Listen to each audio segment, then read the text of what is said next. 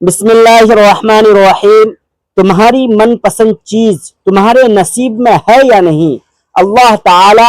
4 اشارے ظاہر کرتا ہے۔ محترم ناظرین، ہر انسان جب اپنی خواہشوں اور خوشیوں سے جڑ کر اپنے رب کو بڑی امید سے پکارتا ہے اور اپنے دل کا ہر درد، ہر خواہش اللہ کے سامنے بڑے مان سے بیان کرتا ہے تو اکثر اس کا دل بہت بے قرار ہو جاتا ہے، بہت پریشان ہو جاتا ہے کہ جس چیز کا خیال اسے بار بار ستا رہا ہے، کیا اللہ اسے دے گا یا نہیں۔ تو یاد رکھو، جب اللہ تعالیٰ تمہیں تمہاری پسندیدہ چیز دینا چاہتا ہے تو وہ خاص 4 اشارے ضرور ظاہر کرتا ہے۔ بعض دفعہ چیزیں کتنی ہی ناممکن ہوں، لیکن ایک بات ذہن نشی کر لو کہ معجزے ہوتے ہیں ان خاص لوگوں کے لیے جن کے خاص اعمال اللہ سے کن کہلوانا، اللہ پر توکل ہے۔ یاد رکھو، توکل وہ راستہ ہے جس کے ذریعے آگ ٹھنڈی کر دی جاتی ہے، جو دریا میں راستے بنوا دیتا ہے، جو حضرت یوسف علیہ السلام کو حضرت یعقوب علیہ السلام سے ملوا دیتا ہے، جو شدید طوفانوں میں کشتی نوح کو پار لگا دیتا ہے۔ جب تم اللہ پر توکل کرتے ہو تو اللہ ناممکن کو بھی ممکن کر دکھاتا ہے۔ ایک حدیث میں آتا ہے، نبی کریم صلی اللہ علیہ وسلم نے فرمایا کہ جب تم اللہ سے دعا کرو تو اس طرح نہ کہو کہ اللہ اگر تو چاہے تو مجھے عطا کر دے، اگر تو چاہے تو مجھ پر رحم فرما، بلکہ اللہ سے دعا کرو کیونکہ اللہ جو کرتا ہے وہ بہترین کرتا ہے۔ اگر تم یہ سوچ رہے ہو کہ جس من چاہی چیز کا خیال تمہیں بار بار آ رہا ہے، کیا وہ تمہارے نصیب میں ہے یا نہیں، اللہ تعالیٰ تمہیں کیا دینا چاہتا ہے، تو پہلے ایک بات ضرور جان لو کہ ہر صورتحال کے 2 پہلو ہوتے ہیں۔ اس کو مطمئن کرو جو تمہیں سچائی اور اچھائی کو دیکھنے کی اجازت دیتا ہے اور جو تمہیں مصیبت سے باہر نکال سکتا ہے، کیونکہ تمہاری زندگی اتنی سستی نہیں ہے کہ لوگوں کے بے رخی اور دھوکہ دہی کی وجہ سے ہار مان جاؤ۔ زندگی تو رب کی امانت ہے، تم سے محبت کرنے والا کوئی عام نہیں بلکہ اس کائنات کا مالک ہے۔ اور سب سے بڑا سچ تو یہ ہے کہ انسان جو کوئی بھی ہو، اگر وہ کچھ کرنے کا ارادہ کر لے اور اللہ سے دعا بھی کرے تو وہ ہو کر ہی رہتا ہے۔ تمہاری دعا کی قبولیت کی ایک خاص علامت یہ بھی ہے کہ تمہاری دعا تمہیں بدلنا شروع کر دیتی ہے۔ قبولیت کا اشارہ ہے کہ جب تم کچھ کرنے کا ارادہ کر لو اور کسی بھی چیز کا خوف نہ کھاؤ سوائے اللہ کے، اور اپنی منزل کو پانے میں کبھی ہمت نہ ہارو، چاہے راستے کتنے ہی مشکل ہو، تم اپنا سفر جاری رکھو اور اللہ کی رسی کو مضبوطی سے تھام کر رکھو تو خوبصورت معجزے بھی تمہارا مقدر بن جاتے ہیں۔ اللہ تعالیٰ تو خود قرآن میں تمہیں اس کا اشارہ دے رہا ہے کہ میں اپنے بندوں کو وہ دوں گا جس کی وہ کوشش کرے گا، اور اگر تمہارے دل میں شیطان کی طرف سے کوئی وسوسہ پیدا ہو تو اللہ سے مانگو، بے شک وہ خوب سننے والا اور سب کچھ جاننے والا ہے۔ محترم ناظرین، یاد رکھو، تمہاری قسمت کا لکھا ہوا چل کر آتا ہے، اگر وہ نہ آئے تو تمہیں وہاں بلا لیا جاتا ہے جہاں سے تم سوچنا ختم کر دیتے ہو، وہیں سے اللہ کی تدبیر کام کرنا شروع کر دیتی ہے، اور جو چیز تمہارے وہم و گمان میں نہیں ہوتی وہی تمہاری قسمت میں لکھی ہوتی ہے۔ اللہ فرماتا ہے، قسم ہے آسمان کی اور رات کے نمودار ہونے کی، کوئی جان ایسی نہیں جس پر وہ نگہبان نہ ہو۔ جانتے ہو اللہ اچھے کے ساتھ کبھی برا نہیں کرتا، ہاں اچھوں کے امتحان زیادہ ہوتے ہیں اور جن کے امتحان زیادہ ہوتے ہیں ان کے درجے بھی بڑے بلند ہوتے ہیں۔ نبی کریم صلی اللہ علیہ وسلم نے فرمایا، اللہ فرماتا ہے ابن آدم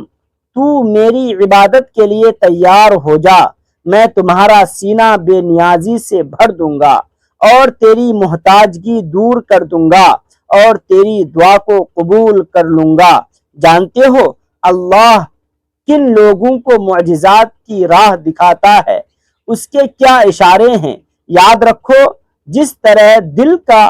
کائنات خالق کائنات سے گہرا تعلق ہے، بالکل اسی طرح تہجد کا وقت خالق کائنات سے گہرا تعلق ہے۔ اس وقت وہ رب اپنی رحمت کے ساتھ متجسس قریب کر کے تمہاری باتوں کو بڑی غور سے سنتا ہے، کیونکہ تہجد تو ہے ہی عطا کا دروازہ۔ تو اگر آج تمہاری پسندیدہ چیز کی طرف تمہیں تہجد تک لے گئی ہے تو یہ اس بات کا واضح اشارہ ہے کہ اللہ نے تمہیں خود ان مقبول ساعتوں میں مانگنے کی توفیق عطا کی ہے۔ وہ اعلیٰ ظرف اور مہربان رب بہت جلد تمہاری مشکلات سے ان کا حل نکال کر ناممکن کو ممکن میں بدلنے والا ہے۔ اور جانتے ہو کہ تمہاری پسندیدہ چیز ملنے کا ایک خاص اشارہ یہ بھی ہے، جب تم زمین و آسمان کے خالق کے آگے بے بس ہو کر ندامت کے آنسو بہاتے ہو تو وہ مہربان تمہارے بند لبوں کی اور گرتے آنسوؤں کی بولی پر قربان ہو جاتا ہے، اور پھر وہ اپنے کرم سے تمہارے لیے معجزوں کے ایسے ایسے دروازے کھولتا ہے جو تمہیں خوشیوں کا جہان اور حیرتوں کا سارا سامان تمہارے قدموں میں ڈھیر کرنے کا سبب بنتا ہے۔ اور اگر تمہیں لگتا ہے کہ اللہ تمہاری بار بار مانگی دعا قبول نہیں فرما رہا تو یاد رکھو اللہ اپنی عطا میں فیوٹ نام نہیں رکھتا، فلاں کو دینا ہے اور فلاں کو نہیں۔ وہ تو بس طلب دیکھتا ہے کہ کون اس کے انعام کی طلب رکھتا ہے اور پھر اس کی خاطر صبر کر لیتا ہے، اور بے پناہ غموں اور تکلیفوں کے بعد بھی وہ اپنے رب سے مانگنا نہیں چھوڑتا۔ تو اللہ غیب سے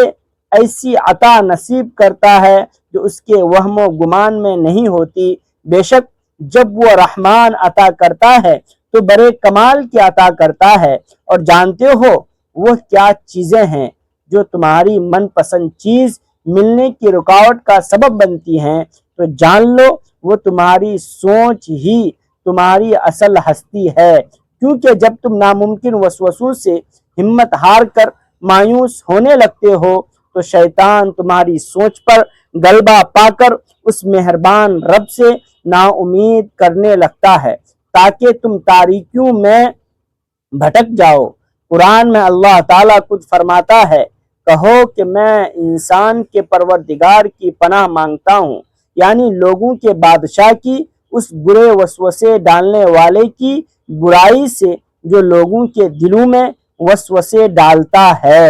اور ہو سکتا ہے کہ آج جسے تم مسلسل شکست سمجھ رہے ہو وہی تمہاری جیت بن جائے، کیونکہ جب تم مسلسل ناکامی اور ہار کے سامنے ڈٹے رہتے ہو تو بالآخر جیت تمہارے سامنے سرخم ہو جاتی ہے۔ اگر تم اپنی زندگی میں معجزوں کی تلاش میں ہو تو یہ دو باتیں ذہن نشیں کر لو۔ یاد رکھو خدا کی خدائی میں کوئی کمی نہیں، جس طرف تم نگاہ ڈالو اس کی قدرت کے کرشمے غیر معمولی واقعات کی صورت میں نظر آتے ہیں، اور وہی مہربان تمہارے مطلب کی چیز کے لیے